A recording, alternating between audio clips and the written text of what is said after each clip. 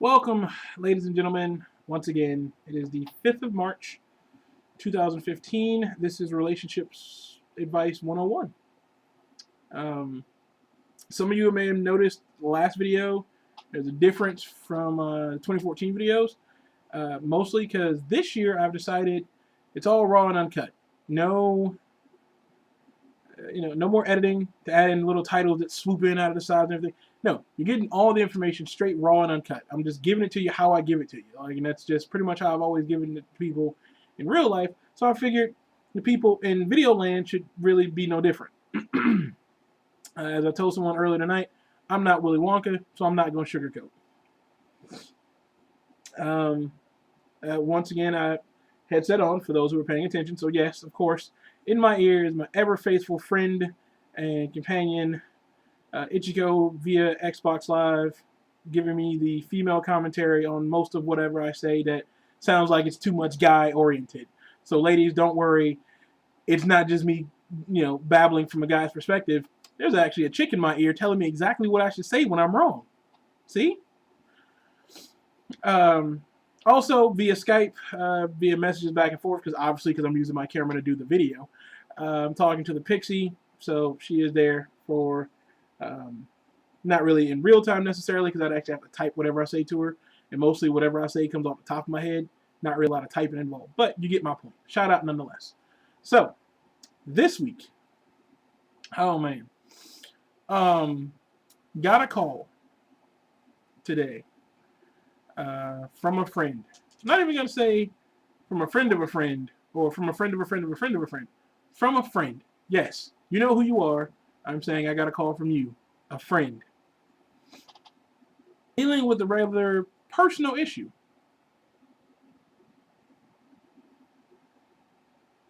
And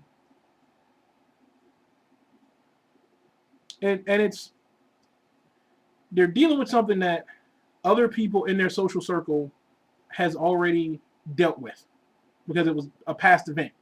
But the event has basically just become real for them now. And so for them, they're dealing with the frustration of the situation when everyone else is just like, it's no longer important. First and foremost, I want to say, I don't know if I've ever said this before in a video. I'm sure I probably haven't said this before in a video. Whatever you feel about whatever you're feeling it about, you're always justified in what you feel. Your feelings are your feelings, whether anyone else understands them or not. They're always yours, and they're always right because they're yours. People don't have to understand why you're upset about something. They just need to know that you're upset and be willing to let you be upset about it for as long as you're going to be upset about it. So what I want to talk about is that, but the situation involved, the situation that it is, without getting too deep into personal issues about things, is really just a matter of, it comes back to a topic I've already talked about before, dealing with exes. It's a topic I've talked about at length, and if you've ever talked to me about an ex before, you will know that my opinion on exes is you probably shouldn't, unless for some reason, in some magical land, you dated that ex and y'all ended on such great terms that it's okay somehow for you and them to want to be together again, then go for it. But on the norm, most of you know my standing on dating an ex is like taking a shower and putting on dirty clothes again. Why would you do it? Like, it just seems like a dumb idea. You just got clean. Why are you going to get dirty again? But this isn't so much about dating an ex, but this is about dealing with someone you're with, dealing with their ex. And usually my stance is that their ex is their ex. Unless their ex gets in my shit, I have no reason to deal with said ex. But there comes times when you try to be the bigger man or bigger woman and try to be the better person and try to be nice to the ex. And then you find out that the ex is really actually like a douchebag or a cunt, and you realize you've wasted your kindness that you could have easily given to like some homeless dude on the side of 285, which is what you probably should do, because once again, exes.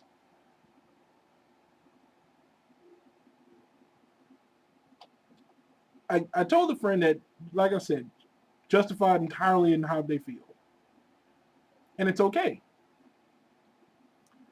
and that to do what you got to do. I know everyone else has dealt with the problem. Everyone else is no longer feeling it, no longer, but you need to do what you feel is the right thing to do, regardless, because you're the one dealing with the problem now. Everybody else has dealt with it in their own way. It's only fair that you get to deal with it in your own way. Bottom line. And that's pretty much when it comes to dealing with exes. You have to deal with it in your own way, regardless of how your significant other may feel. Which it may cause problems if you decide that the way that you want to deal with your significant other's ex is punching them in their shit. There could be valid reasons for why your current significant other does not want you to punch their ex in the shit. They don't want you to go to jail. They don't want to fight to start. Whatever. Yes, I know you are always down for whooping the ex's ass if necessary. And there are some people who are like that. I recall having a girlfriend who ever went by the name of Captain Cudaho when it came to some of my exes. So I completely understand the urge to want to fuck an ex up. It happens. I've had a couple of girlfriends, exes I've routinely wanted to fuck up. So, not even exes. One of my best friends, shout out to Lucas Perry. Not 90210 Lucas Perry, but I still know Lucas Perry. Shout out to Luke Perry. Me and him are best friends. And the first time I met him, I almost stabbed him in the throat with a butter knife. So, things work out. They do.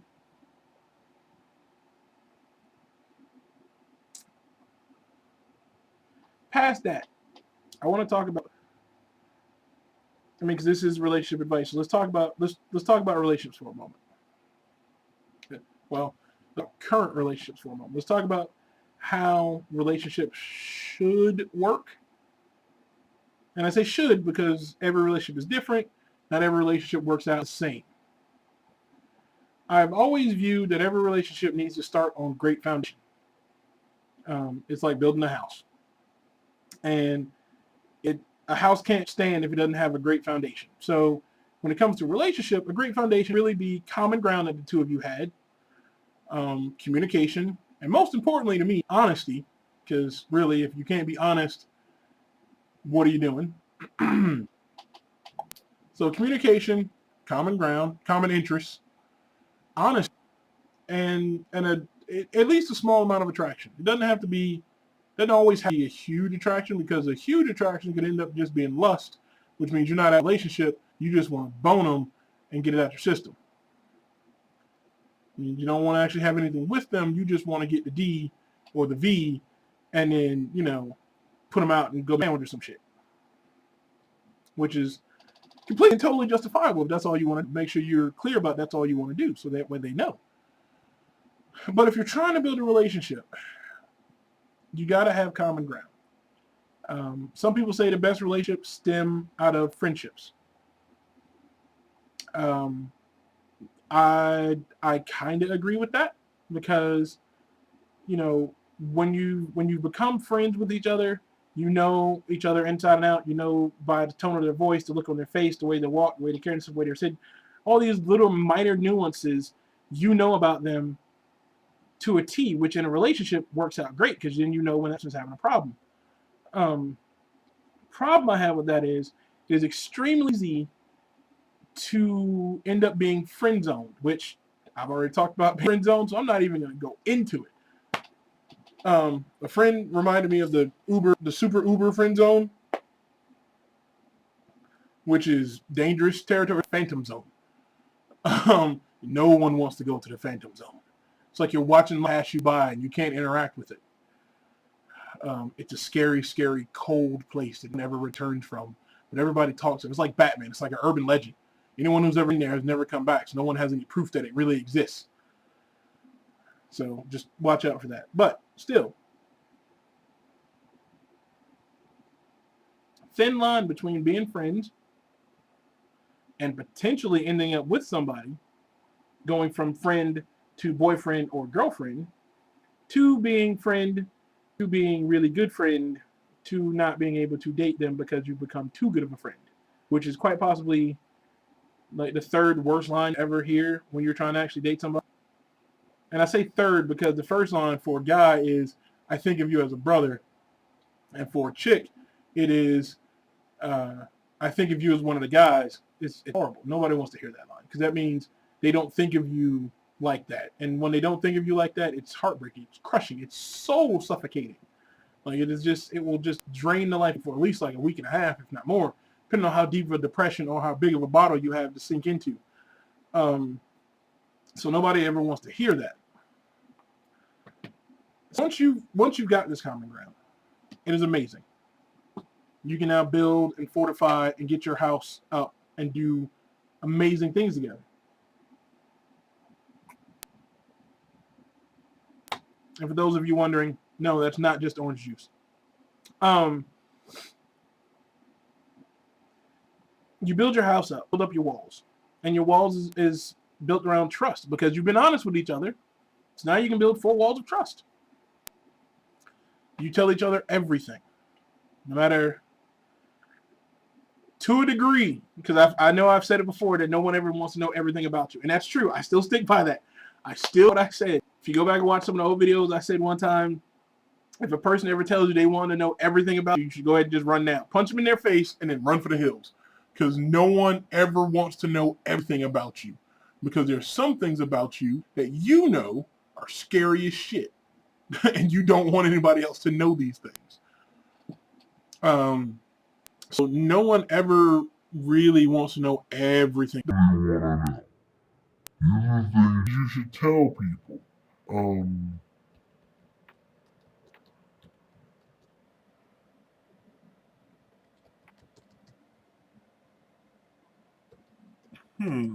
Sorry, answering a question.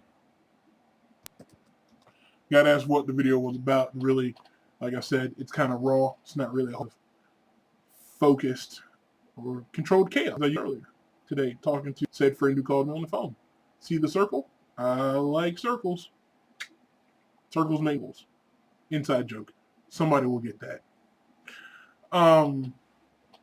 But you built your wall of trust because you started with being honest with each other. And you have to stay honest with each other. Like, don't come to a point when you start out being honest and all of a sudden you wake up one day and you're just like, I can't tell shit. I mean, granted, there's gonna be a time when that happens. Like, there are gonna be some moments when you're just like, I can't tell him that.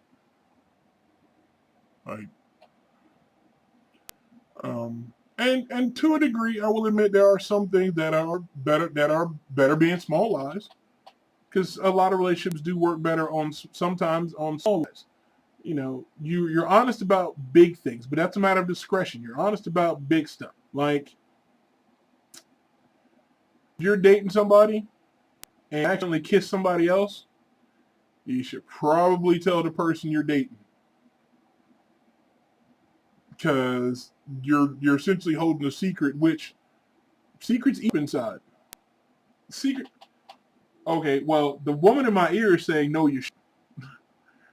But I'm saying from the standpoint, if I was dating somebody and the person I was dating kissed somebody else or had sex with somebody else, I'd kind of want to, because you're lying to me. You're not the whole truth about something.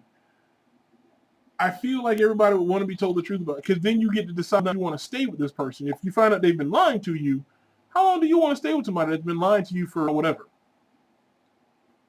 But again, comes down to discretion, down to what you want to actually tell somebody versus what you don't want to tell somebody. You have to weigh honesty versus potential happiness. And sometimes potential happiness will win out. It's just better that you just keep your mouth shut. It's better for everybody involved that you keep your mouth shut. It just makes life easier. And again, for most of you who watch my videos, you know that sometimes when I use stories or, I'm usually talking about a situation. I'm not talking about a situation this time. I'm just using it as an example. It was the first thing that popped in my head. I'm just using that as an actual example about anything that has happened. So no one goes staring at any of my other things to figure out exactly who did what to whom or when they might have done it. Calm your tits. Just fucking around using an example about some shit. But so that's how that is. And there's got to be some, like, I realized I wanted to make a video a couple of weeks ago, and but I had a really great topic, so I'll just do it in this video because it works into what I'm talking about right now. Looking around you and seeing hope in other relationships, getting hope for relationships. And I say this because I have 2 relationships in my life right now from the members that give me ultimate hope that eventually I will find somebody that likes me enough to stand me for a significant amount of time to create a relationship with me. My cousin Tony. Yes, I have a cousin Tony. My cousin Tony met a girl when they were working together, liked her. Things didn't entirely work out originally. She ends up moving out of state, and then he ends up reconnecting with her, talking with her, and then he starts making drives to Detroit, to be with her, to hang out with her. And over the course of, I think, about a year, mind you, during this time, she said she'd move back to Georgia. It was not. She was never going to move back to Georgia. And starts making the time to go see her, to start be with her, and all this other stuff. And eventually, she moves back to Georgia to be with him. They're together now, and they're engaged. I've told him once, and I've said it to her also, and I'll say it again here. I've never seen him as happy as I've seen him with her, and I've known him my entire life, it seems. And he is immensely happy being with her. And I am so happy that he found her, because she deserves him and he deserves her. They make an amazing couple together. It's great. It gives me hope that there's, and it proves my theory that you have to put in work in order to get a really good, lasting relationship. You have to actually put the effort forward to get something out of it that's really worth it. And my second example is my brother Lee. My brother Lee is one of the funniest, greatest guys I know. And his first girlfriend, I think it was high school, maybe, I'm not sure, but his first girlfriend, Amanda, they dated for a while when they were in high school, and they end up breaking up or whatever, and they lose contact and all this other stuff. They reconnect. She lives in Texas. He still lives here in Georgia. They reconnect. He starts making the drive to Texas from Georgia to see her, to be with her, to spend time with her. And fast forward to today, they're expecting their second child. He put forth the effort. He put in the work. Which ties into something that I wanted to talk about in this relationship, in that I blame women for dudes not putting in work no more. Tony and Lee, you guys put in the work. You get everything you deserve from them, because you should put in the work to get the woman that you really want. Some women have made it too easy for guys to get laid. So they don't have to work for it no more. They just figure they just show up and they get it. And for the most part, they do. And so they don't have to actually do anything. Guys don't actually have to, court or woo a girl. And I will admit, most of these dudes are the above average looking guys. So guys like me have to actually put in work to get a chick. And it doesn't always work out in the end. So essentially, you feel like you've sat down and filled out all this paperwork and done all of this to get me, which sucks balls. But it's life. So we learn to live with it and we keep moving. But putting in effort, ladies, if a man doesn't put in work, and when I mean put in work, I mean put in work. This is directly to the ladies, and I guess technically to the fellas too, so you can hear this shit too. Put in the time, put in the effort, put in the work to get the woman you actually want. If a woman doesn't make you work for it, how good can it possibly be? Personally, I think the longest I've ever gone after a chick is like 7 years. Mind you, that was a really long waste of time. But I put in 7 years worth of work and got nothing out of it in the end. Like, ended up being just totally, ultimately horrible for me. Currently, not really. I guess technically I'm putting in work, I guess you could say, maybe. I don't know. I guess it all depends on how you look at it. To a degree, because I actually looked up how to court a woman. Wasn't entirely sure, because I don't think I've ever done it. Turns out I've actually been doing it. So I guess technically, yes, I am courting a woman. And it's complicated. That's like the best word ever. It's complicated. But it still comes back down to the very bare bones about this. When you boil it, if you get out what you put in. If you don't put in any work to get a woman that you really want, that means to you. And when I say mean something to you, I mean something to you.